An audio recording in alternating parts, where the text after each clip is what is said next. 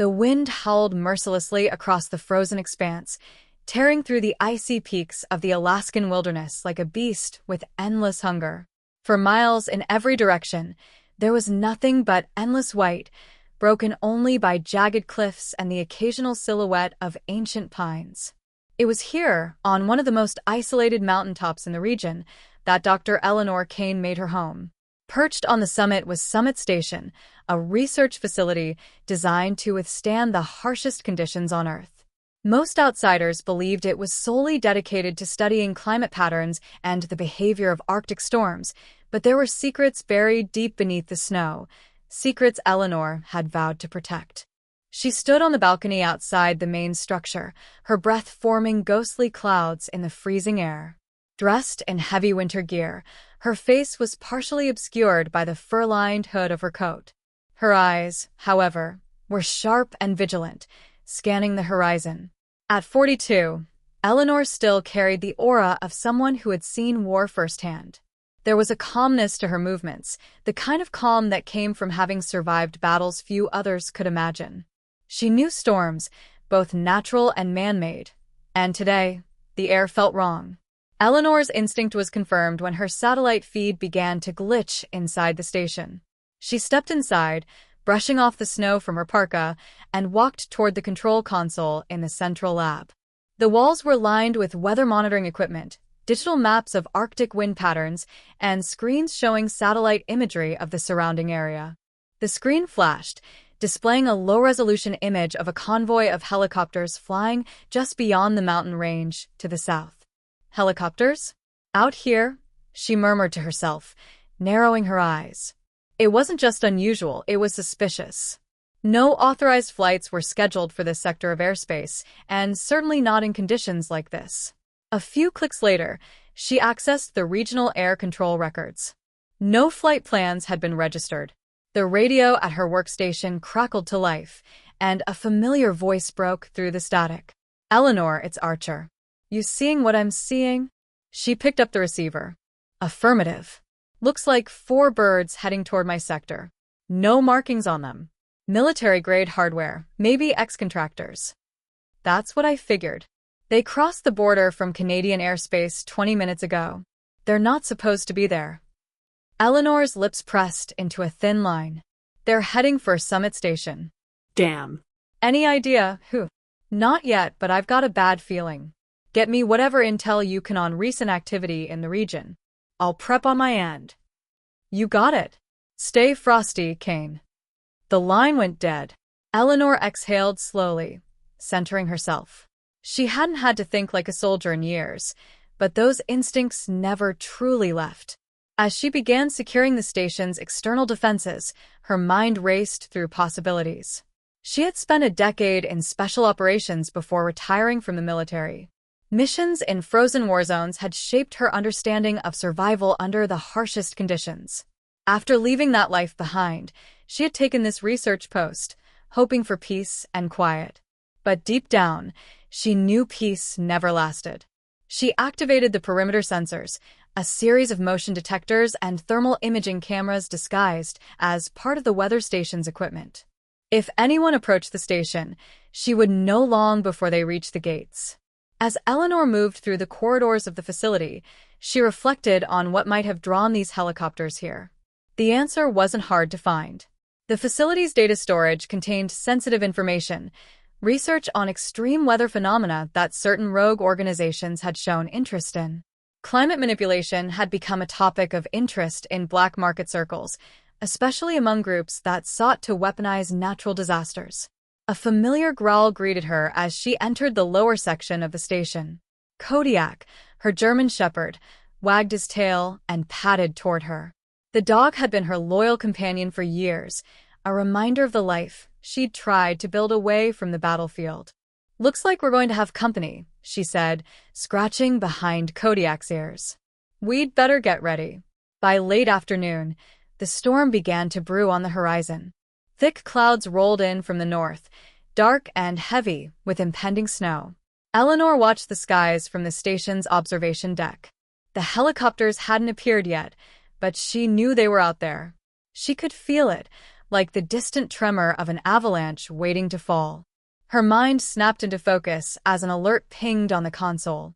The thermal imaging cameras had picked up movement along the western perimeter. Small groups of figures were approaching through the tree line, keeping low and avoiding the main paths. Scouts. They were probing her defenses. "Let's see how good you really are," Eleanor muttered under her breath. She switched to manual control of the cameras, tracking the intruders. They were outfitted in heavy tactical gear, moving in coordinated patterns. Definitelli professionals. They were using handheld devices, likely jammers, to disrupt electronic signals in the area. "Not going to work," she whispered, flipping a switch on her control panel. The station's internal systems switched to a secure hardline network, bypassing the wireless connections entirely. Eleanor had learned a long time ago to expect technological sabotage. Her defenses were built to be redundant and resilient. Kodiak growled softly at the window, his ears pricked forward. The scouts were getting closer. Eleanor considered her options. She could pick them off one by one, but that would alert the main force. No, she needed to send a message, a warning.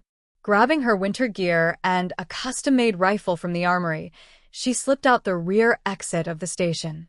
The wind cut through her like a knife, but she welcomed it. She had survived worse. Eleanor moved silently through the snow, her footsteps muffled by the thick drifts. The scouts had stopped near a ridge overlooking the station, setting up surveillance equipment. She could hear their muffled voices through her earpiece, having hacked into their radio frequency. "Station looks abandoned. Just a weather post," one of them said. "HQ wants confirmation." "Keep scanning," another replied. Eleanor took a deep breath, raising her rifle. Through the scope, she focused on the lead scout's equipment pack. With a precise squeeze of the trigger, a single shot rang out, shattering the device. Sparks flew, and the scouts scrambled for cover. "Sniper. We've got contact." Eleanor smiled grimly. "Welcome to the mountain." The scouts retreated in disarray, their radio chatter full of panic. Eleanor watched them vanish into the storm before slipping back to the station. The real fight hadn't started yet, but she had bought herself time. She knew they would be back, and next time, they wouldn't underestimate her. But that was exactly what she wanted. The storm outside intensified, blanketing the world in darkness and snow. Inside Summit Station, Eleanor prepared for war. This was her fortress, and she would defend it to the bitter end. The blizzard enveloped the mountain in an endless sheet of white. Visibility dropped to nearly zero as thick snow fell in swirling currents, carried by gusts that screamed through the cliffs. For most people, this kind of storm was a death sentence. But for Eleanor Kane, it was an ally. She stood in the station's control room, monitoring the shifting patterns of the storm on a digital map. The scouts who had retreated earlier were regrouping, joined by reinforcements from the main force. They wouldn't wait long before making another move. Their communications were encrypted, but Eleanor had intercepted enough to get a sense of their strategy. They were organizing search teams to probe the station's perimeter again, this time with thermal imaging and motion detectors. They thought advanced tech would give them the upper hand. They were wrong. Kodiak sat by her side, ears alert to the faint hum of the radio chatter she was listening to. His presence was comforting, a reminder that she wasn't entirely alone in this fight. "Looks like they're splitting into 3 squads," Eleanor muttered to herself as she watched the thermal feeds from the perimeter sensors. 2 coming from the West Ridge, 1 circling around the South Pass. Classic pincer formation. She turned to Kodiak. "They think they can corner me. Let's make them regret that." An hour later, Eleanor moved silently through the snow-covered forest at the base of the mountain. Her white camouflage made her all but invisible, blending seamlessly into the environment. The storm shielded her from drone surveillance as she stalked the first squad. Through the snow, she could just make out the figures moving between the trees. 6 men in tactical gear, their goggles glowing faintly from night vision and thermal imaging modes. They were communicating through earpieces, their words lost in the howling wind. Eleanor climbed a rocky outcrop, positioning herself above them. She reached into her pack and pulled out a remote noise emitter, a small device that could generate disorienting sound frequencies.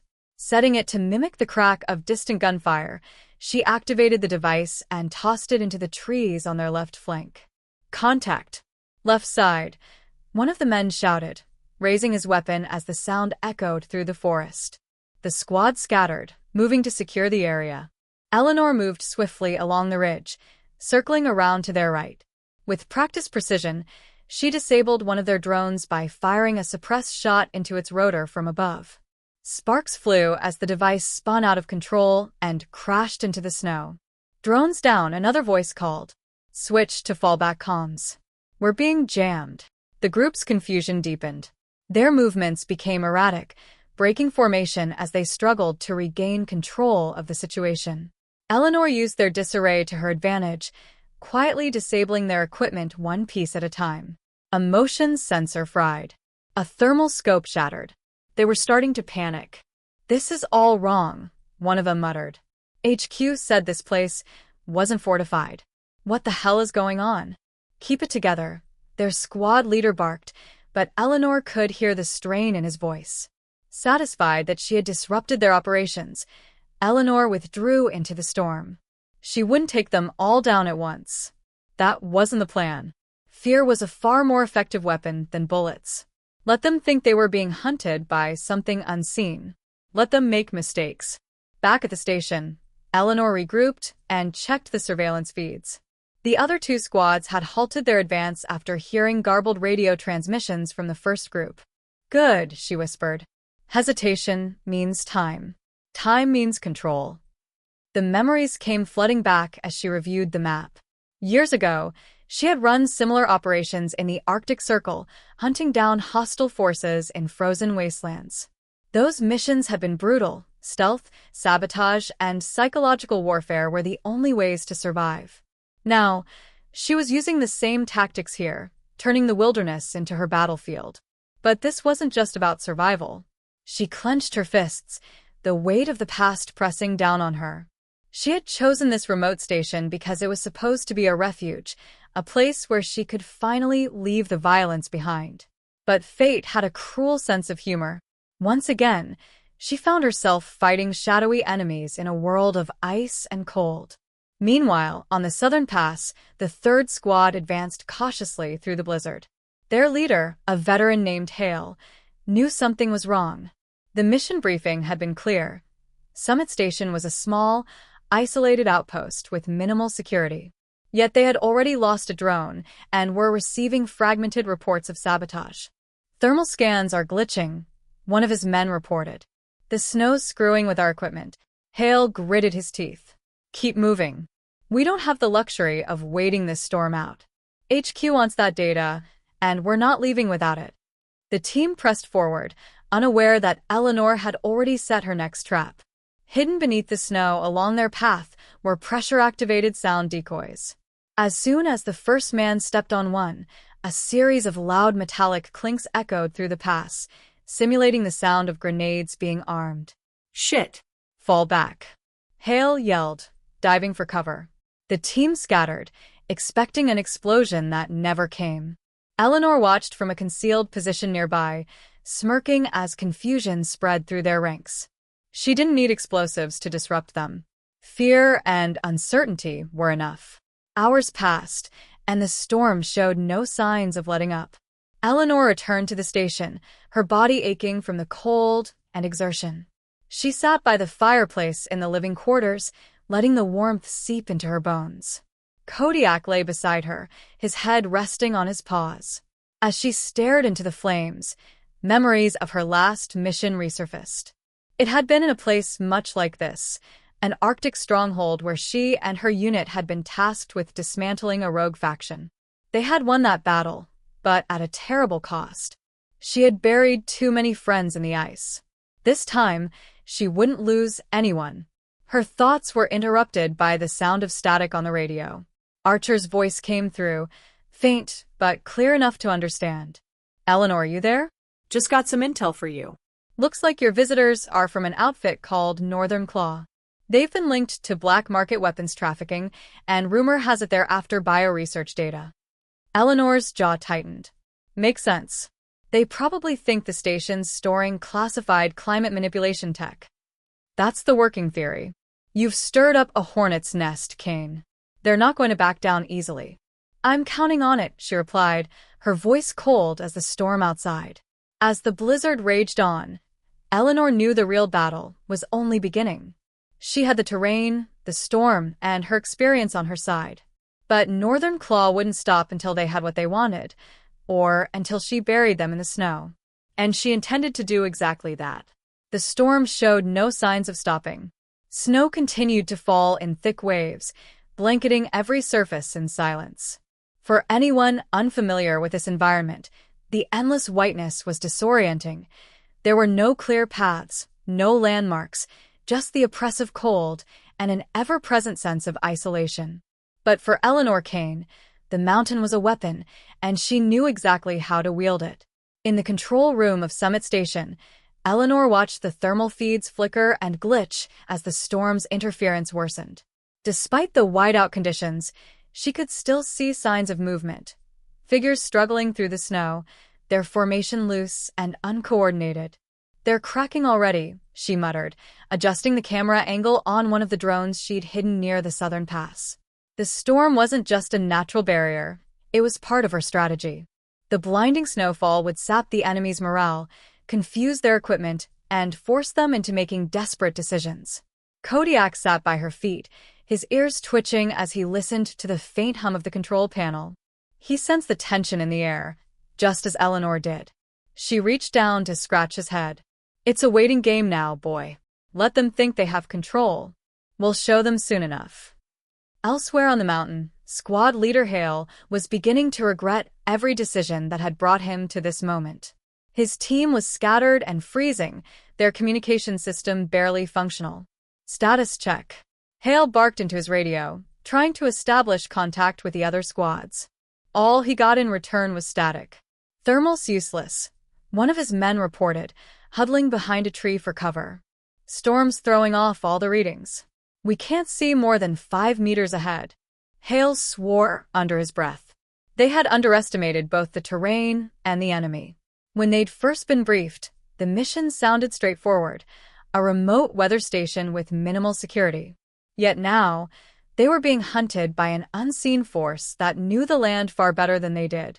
This isn't just a weather station, Hale said aloud, shaking his head. We're dealing with a ghost.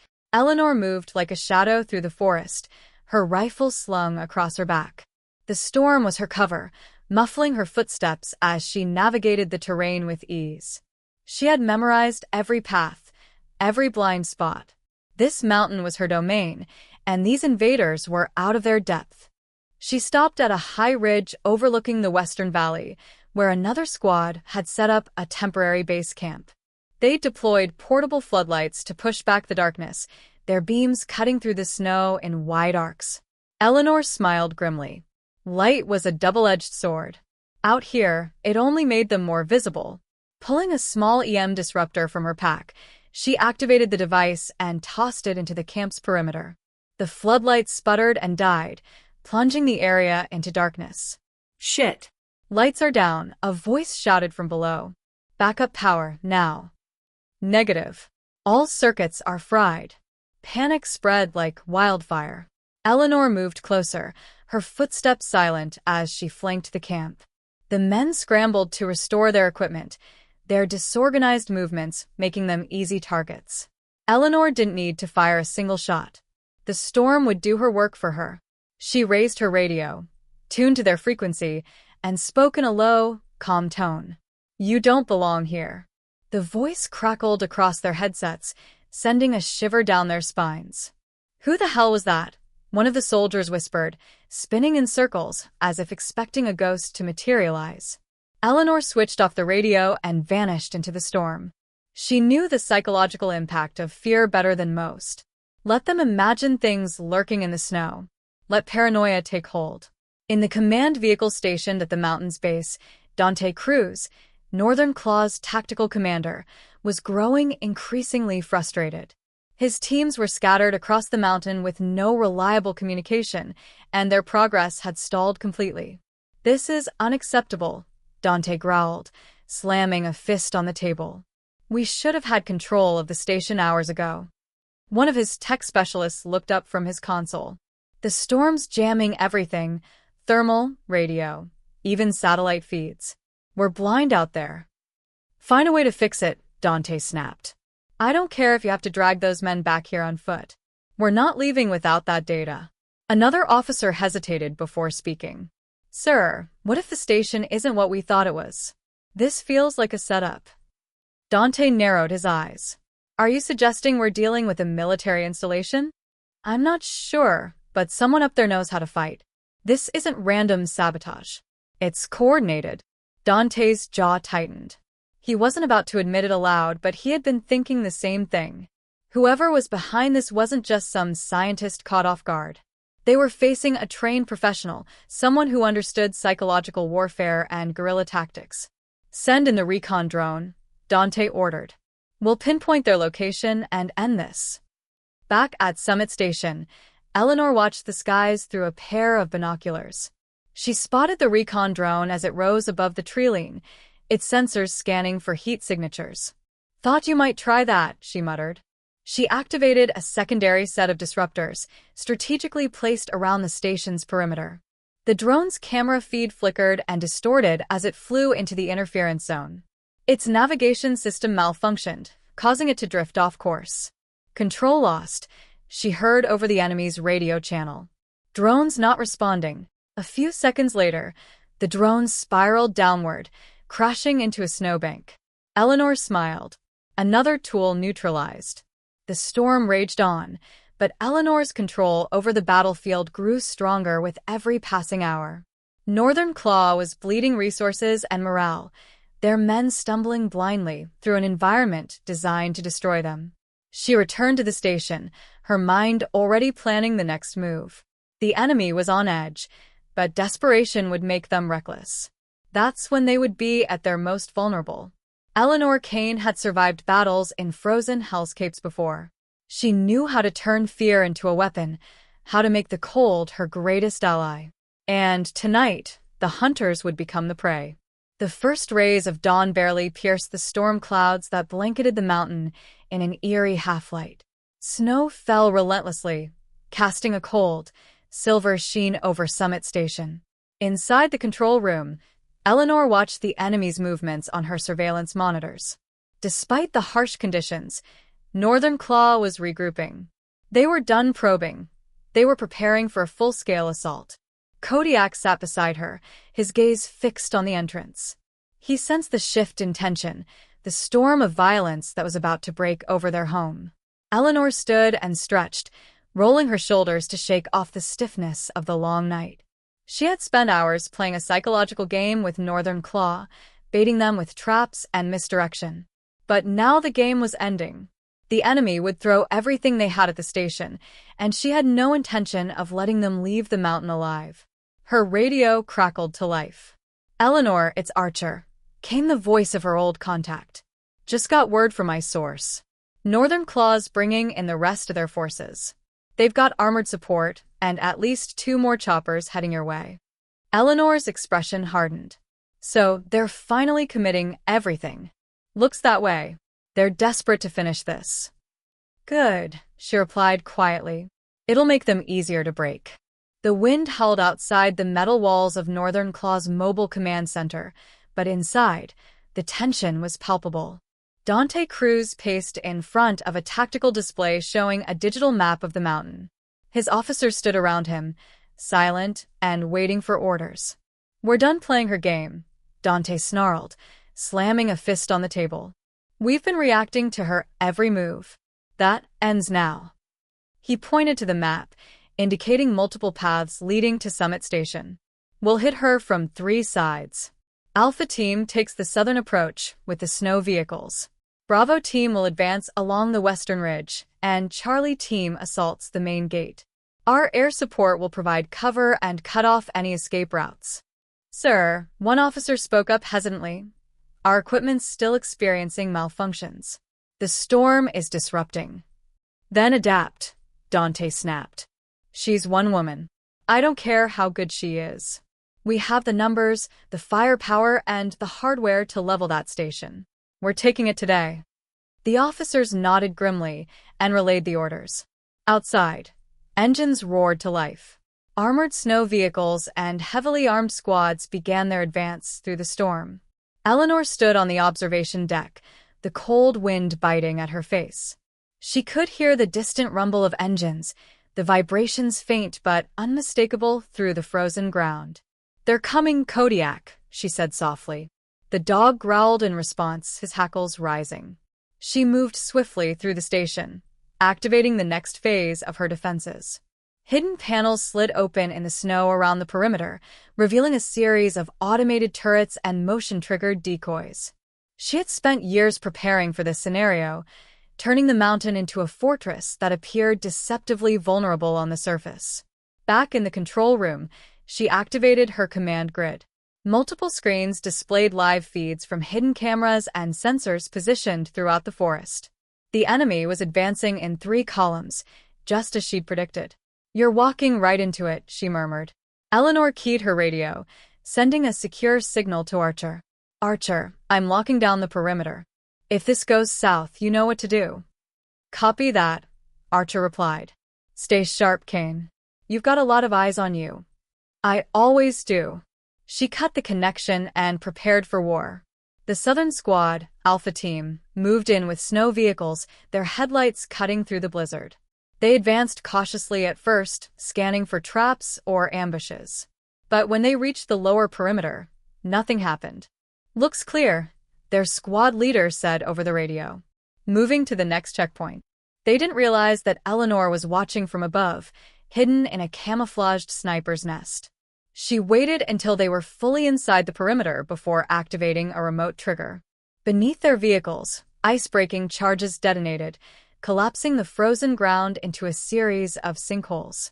The snow vehicles tipped and sank, their wheels spinning uselessly as the drivers struggled to maintain control. Ambush. "We're stuck." Eleanor didn't give them time to recover. She activated another trap, stun mines concealed in the snowbanks. Bright flashes and deafening bangs disoriented the soldiers, forcing them to scatter. In the chaos, she picked off their communication relays one by one with precise, suppressed shots. Alpha Team's assault fell apart in minutes. Bravo Team faced their own challenges as they advanced along the ridge.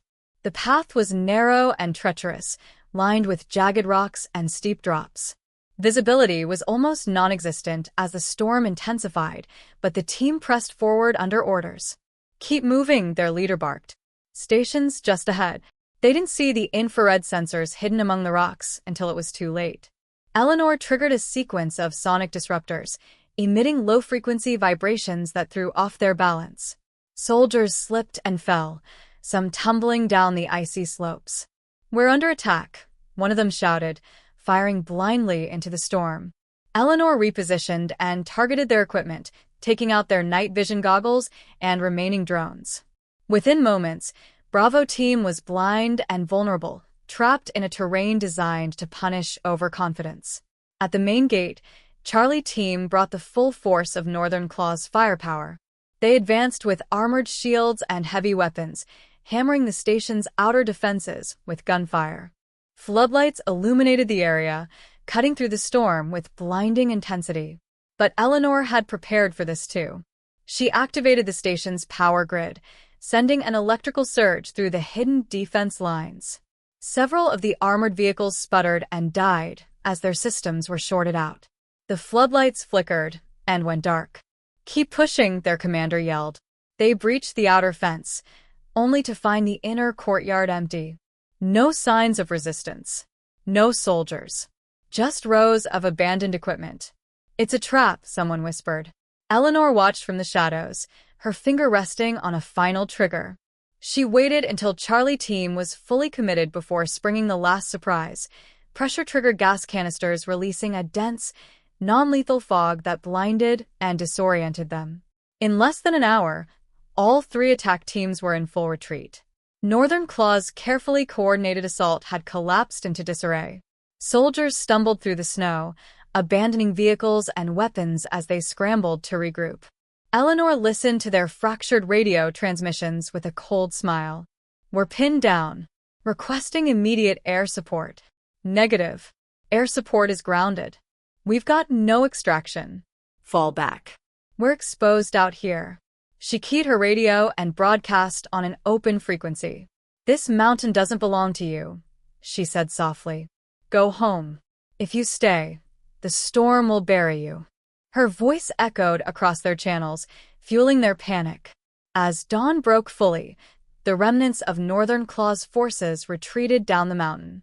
The storm finally began to ease, revealing the wreckage of their failed assault, disabled vehicles, broken weapons, and scattered footprints leading away from the station. Eleanor stood on the observation deck, watching them flee. Kodiak sat beside her, his breath visible in the cold morning air. It's over for now, she said quietly. But they'll be back. Stronger, more desperate. She turned and walked inside. The battle had been won, but the war was far from over. The morning sun rose higher, cutting through the remnants of the storm as it cast long shadows over Summit Station. Snowdrifts sparkled under the daylight, but the scars of battle remained. Twisted vehicle wreckage, shattered equipment, and deep craters where traps had been triggered. Northern Claw had been forced to retreat, but Eleanor Kane knew the lull wouldn't last. She returned to the control room, exhaustion beginning to creep in. Her body ached from hours of moving through the storm, setting traps and striking with precision. Kodiak followed her closely, his amber eyes scanning the station as if still expecting danger. Let's check the damage, she murmured, sitting at the central console. She cycled through surveillance feeds, inspecting every part of the station's perimeter. Most of the traps had done their job, but a few of the cameras were down. A maintenance issue, she told herself. It didn't feel urgent, yet something gnawed at her thoughts. She leaned forward and rewound footage from the western ridge, watching as the remnants of Bravo team made their retreat hours earlier. The soldiers were disorganized and panicked, but one figure among them moved differently, calm and methodical, not retreating with the others. Instead, he had vanished into the trees. Who are you? Eleanor whispered to herself, pausing the frame. The figure's face was obscured by a mask, but something about his stance unsettled her. A message crackled through her private radio line, breaking her focus. Eleanor, came Archer's voice. Just got some new intel for you. Northern Claw isn't done. Their commander, Dante Cruz, called for reinforcements overnight. They're sending someone special. Eleanor's stomach tightened. Special how? Guy's name is Viktor Arlov. Former Spetsnaz, mercenary for hire. He's been working with Northern Claw for years, specializing in unconventional warfare. Word is he's been sent in to finish what Dante couldn't. Eleanor stood and stared out the observation window. The mountains stretched endlessly before her, blanketed in snow, but she felt the presence of something darker moving closer. Arlov, she repeated. I've heard of him. Yeah, figured you might have crossed paths back in the day. He's got a reputation for taking apart fortified positions like yours. This isn't going to be a standard assault, Kane. I'm counting on that, she replied. Let him come. He's walking into my world.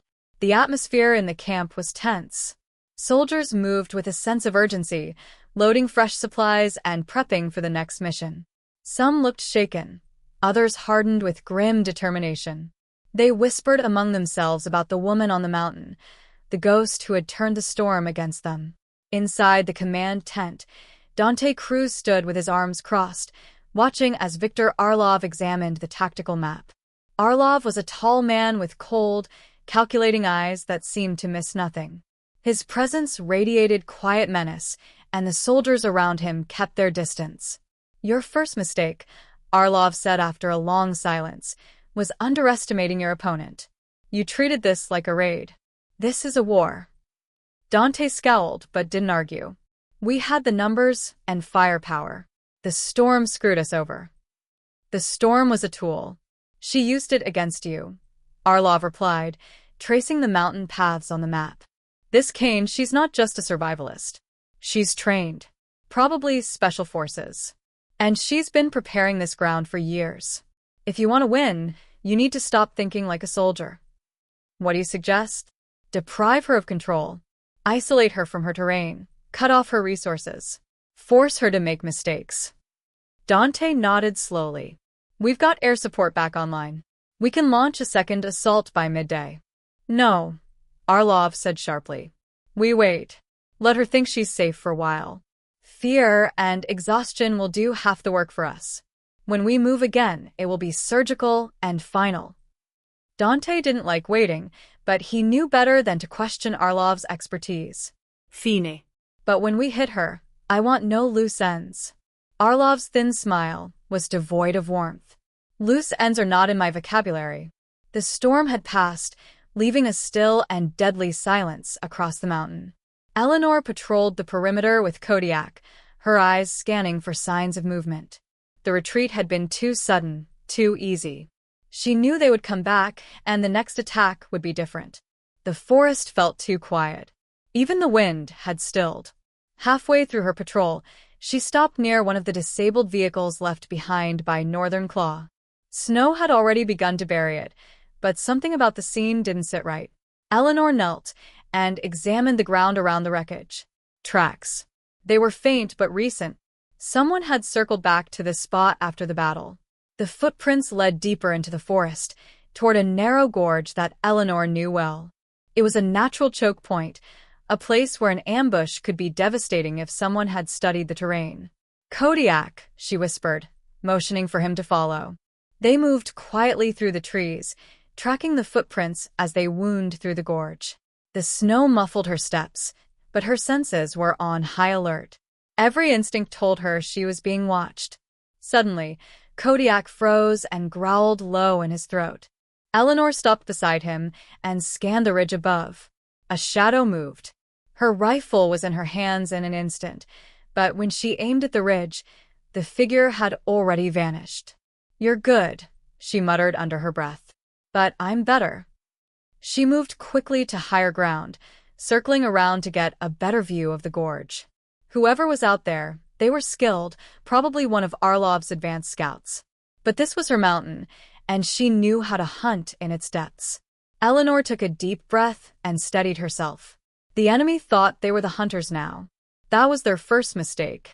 Near the top of the ridge, Eleanor found a vantage point overlooking the gorge. She scanned the area through her scope, searching for signs of movement. Minutes passed in tense silence, the wind picking up slightly. Then she saw him. A man in white winter camouflage emerged from behind a boulder, his movements slow and calculated. He carried a sniper rifle slung across his back and a combat knife in his hand. His face was obscured by a mask, but his eyes gleamed with deadly focus. Arlov's scout. Eleanor didn't hesitate. She lined up her shot and fired. The man ducked at the last second, the bullet striking the rock beside him. He dove into a roll and returned fire, forcing Eleanor to take cover behind a tree. Snow exploded around her as the round missed by inches. Fast, she muttered. The two hunters circled each other in a deadly dance, neither willing to give ground. The snowstorm's remnants swirled around them, obscuring visibility. Eleanor moved with fluid precision, using the terrain to her advantage. Finally, she caught him exposed for a fraction of a second. Her next shot hit home, the bullet striking his rifle and sending it clattering to the ground. He staggered, disarmed but not defeated. Instead of retreating, the man raised his hand slowly, his gaze locked on Eleanor.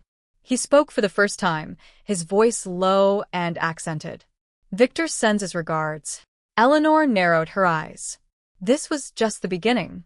The snowfall had slowed to a gentle flurry, leaving the mountain draped in an icy stillness.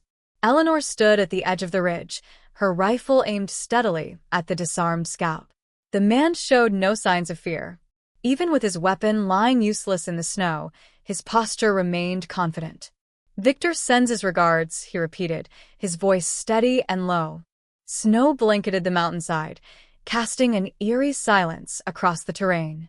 Eleanor Kane crouched near the ridge, her sharp eyes scanning for any sign of movement below.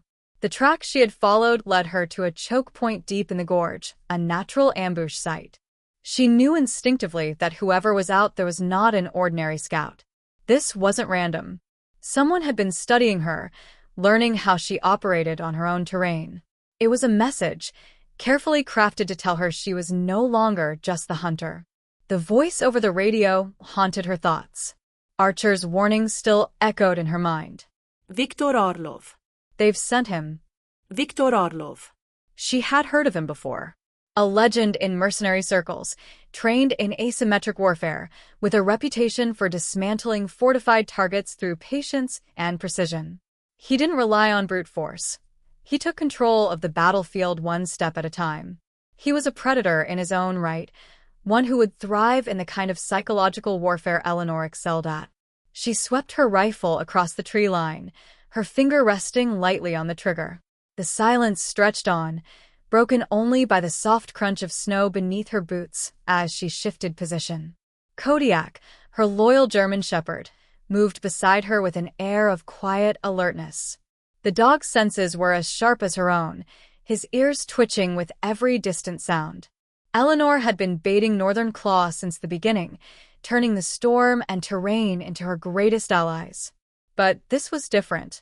Victor was methodical, and he wouldn't make the same mistakes his predecessors had. He would study her traps, her tactics, and her psychology. He was likely already planting his own snares, forcing her to react instead of control. She couldn't afford to underestimate him. Her breath formed a thin cloud in the cold air as she whispered softly to herself, "If you're watching me, Orlov, you'll learn soon enough. You're not the only predator on this mountain." She adjusted her position and scanned the valley one last time before slipping away into the shadows of the trees.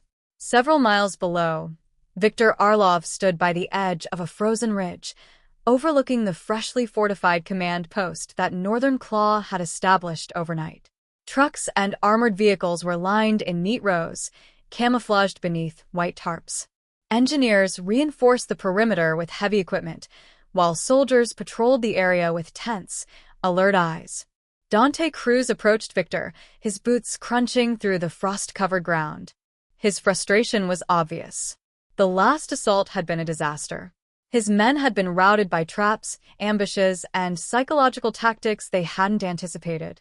Dante wasn't used to failure. "We've reinforced every path leading to her station," Dante reported. "Alpha and Bravo teams are holding the southern and western approaches. We've got scouts monitoring the high ridges and drones in the air. She's not slipping through this time." Victor didn't respond immediately. He scanned the area, calculating his next move. His eyes, cold and unreadable, swept over the patrol routes and defensive positions. He knew Eleanor Kane wouldn't make the mistake of trying to hold her station through brute force. She would play with patience and deception, testing the lines, probing for weakness. "Good," Victor said finally, his voice low and controlled.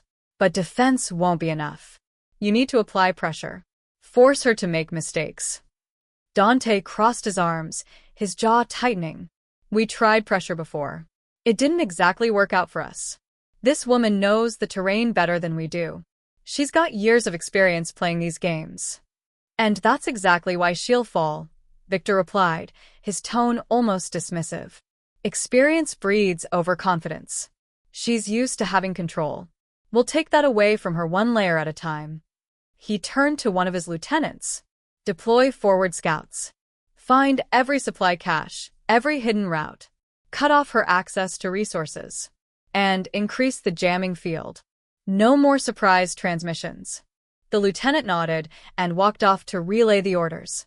Dante hesitated before speaking again. "She's already taken out some of our best men.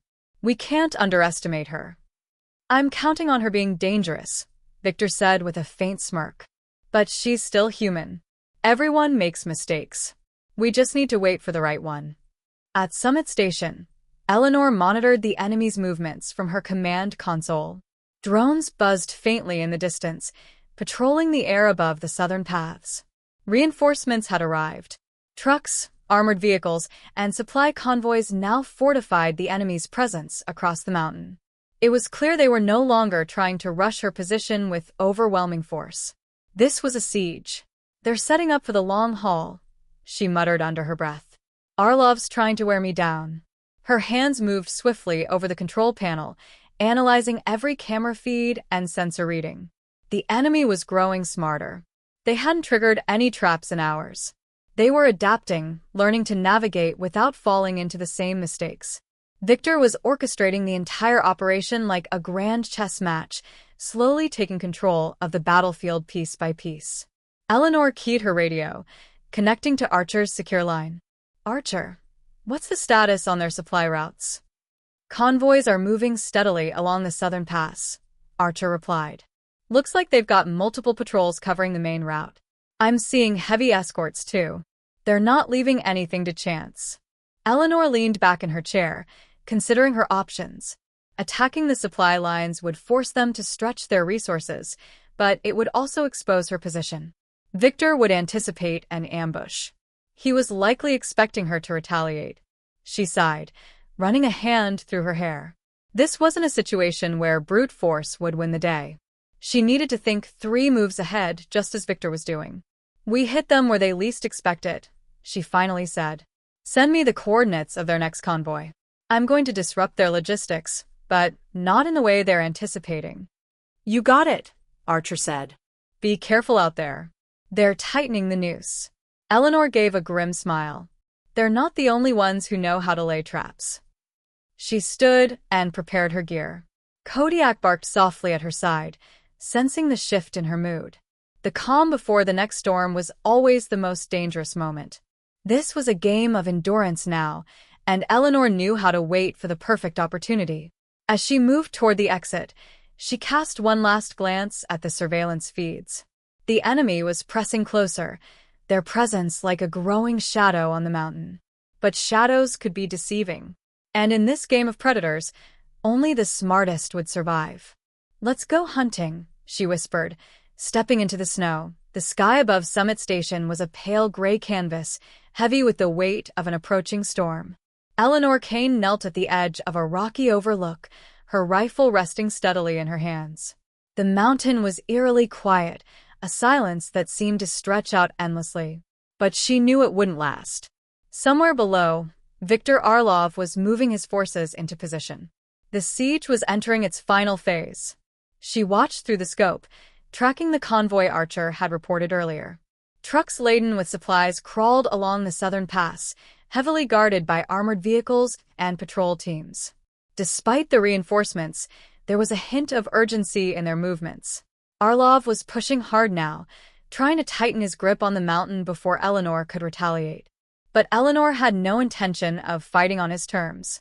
Behind her, Kodiak let out a low growl. He sensed something she couldn't see yet. She pulled away from the rifle and scanned her surroundings, her instincts on high alert. The trees around her swayed gently in the wind, their branches creaking softly. No movement, no sound, yet she could feel eyes watching her. "Victor," she whispered. "You're out there, aren't you?" She activated her comm unit. "Archer, I'm seeing increased activity on the southern pass. Is there any sign of movement from the north or west?" "Negative," Archer replied. "But don't get too comfortable. I've got a bad feeling about this. They're not leaving any other approach exposed for no reason. Could be a feint." Eleanor nodded to herself. Victor was a predator like her. He wouldn't just commit all his resources to one point. He was hunting her, setting the stage for a decisive strike.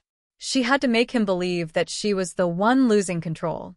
She crouched low and whispered a command to Kodiak. The dog bolted off into the forest, vanishing like a shadow into the snow-covered trees. Eleanor moved swiftly along the ridge, repositioning herself. This wasn't just about survival anymore. It was about finishing the game. In a fortified outpost halfway up the mountain, Viktor Orlov stood in front of a tactical display, his face illuminated by the cold glow of monitors. Satellite feeds and drone footage showed the convoy advancing steadily through the southern pass. His scouts had confirmed that Eleanor had been seen near the ridge earlier, observing the supply line. "She's close," Victor said quietly. "She won't let us reinforce without a fight." Dante Cruz stood beside him, tension evident in his posture.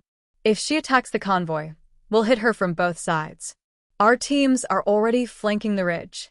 Victor nodded. "Exactly.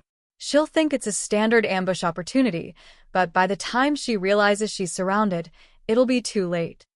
He adjusted the display, highlighting secondary positions along the western ridge. His men were positioned in sniper nests and hidden outposts, waiting to cut off Eleanor's escape routes. "Do not underestimate her," Victor warned. "She's outmaneuvered every team we've sent so far. This time, we control the terrain." Dante clenched his fists. He wanted revenge for the humiliation his forces had suffered. But Victor's calm demeanor reminded him to stay focused. This wasn't just a battle, it was a psychological war.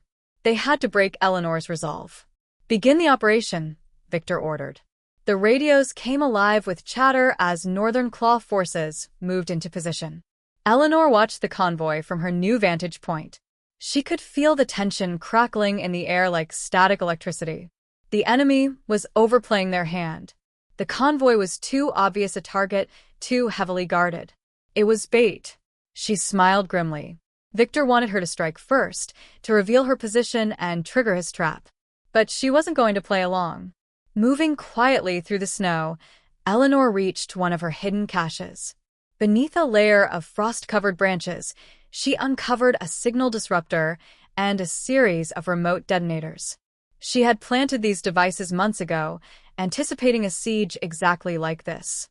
Carefully, she activated the disruptor. Within moments, enemy radio frequencies crackled with static and distorted voices. "Command, we've got interference on all channels." "Repeat, losing connection." The convoy slowed as confusion spread among the soldiers. Patrol teams fanned out, searching for the source of the disruption. That was Eleanor's cue. She triggered the first set of explosives. A section of the mountainside erupted in a controlled landslide, burying part of the road and cutting off the convoy's escape route. Soldiers scrambled for cover, shouting orders over their failing radios. From her position on the ridge, Eleanor fired a single shot, hitting the lead vehicle's engine block. Smoke billowed from the wreckage, forcing the guards to retreat further into cover. "Where is she?" one soldier yelled. "She's in the trees, no, on the ridge," another shouted, disoriented. Eleanor moved again, never staying in one place for more than a few seconds. She picked off key targets: communication specialists, heavy gunners, and officers. Each shot was calculated to sow further confusion. The enemy didn't realize that they were being funneled toward her next trap. At the command outpost, Victor slammed his fist on the table. His calm mask cracked slightly as he heard the chaotic reports over the radio. "She's jamming us and targeting the convoy," a lieutenant reported. "Our teams are scattered. Pull them back," Victor ordered. "Do not chase her into unfamiliar terrain. She wants us to make mistakes." Dante hesitated. "If we pull back now, she'll cripple our supply lines. We can't keep holding this position without those reinforcements." "I know," Victor said through gritted teeth. "But if we rush in blindly, she'll pick us apart. We need to regain control." He paused, thinking rapidly. Eleanor was using classic guerrilla tactics, hitting them where they were weakest and disappearing before they could retaliate. But if she thought she had the upper hand, she might grow bold enough to reveal herself. "Shift our focus," Victor commanded. "Draw her out by making her think we're retreating. She'll come for the command post next." Eleanor's traps had done their job. The convoy was crippled, and the enemy forces were disorganized. But she knew this wasn't over. Victor would have anticipated some level of resistance. He wouldn't give up so easily. Through her scope, she saw the convoy's survivors pulling back toward a fortified outpost near the western ridge. Heavy weapons and defensive emplacements were being repositioned. This was Victor's fallback point.